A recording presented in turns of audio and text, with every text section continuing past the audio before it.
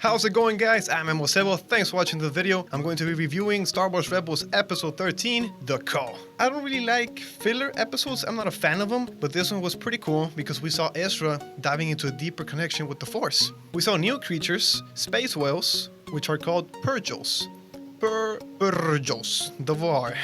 Purrgils. Now these whales are pretty cool because what they do is travel through hyperspace. This was a big thing of the episode. We now know that hyperspace traveling came from nature, which is amazing. When I saw the whales doing that, like lighting up and traveling, I was so shocked. And it's pretty cool. I really like that because Star Wars has a lot of lore and something so technological, something so advanced like hyperspace traveling coming from nature.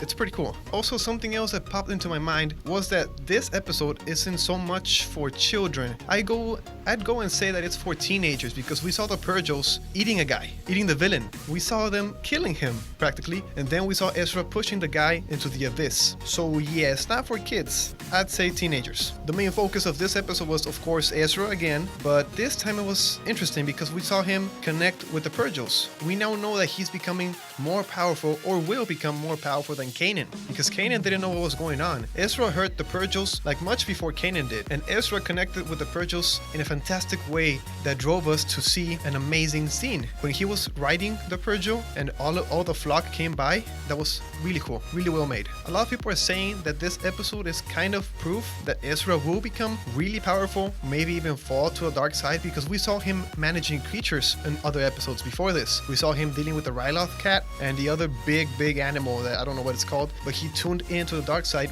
so he could control the animal. I hope we do not see that. I want to see Kanan fall to the dark side and Ezra trying to help him. That would be pretty different from what we've seen so far, because we saw the Padawan, Anakin, go to the dark side. So a different turn. It will be pretty cool to see. Something else I found really interesting was that Hera was now the bull-headed one, or the strong-headed one. She didn't believe in the Purrgils, as Kanan didn't believe on the clones back then. It was pretty cool to see the turn of events now. Kanan was, in fact, believing in the Purrgils, and Hera didn't want to. But at the end of the episode, she did turn around because the Purrgils helped them get the fuel. It turns out that the Purrgils need the fuel to live. And some bullet points I have is Kanan's helmet, which was made by Sabine. It's pretty cool. It shows her artistic side, and I love the design of the helmet. Kanan is calling Ezra kid a lot, I've noticed. For someone who didn't like that as a kid, I don't know why he is calling Ezra a kid. I mean, I don't get it. Something really cool to see was his acrobatics. Kanan doing the acrobatic jump and then defending himself with the lightsaber was pretty cool. Worth the mention. But yeah, all in all, guys, it was a good episode. It wasn't great. Of course, it's a filler, like I said, but I really like when they show the powers of a Force user. I like how they balanced it and not show Ezra as really OP.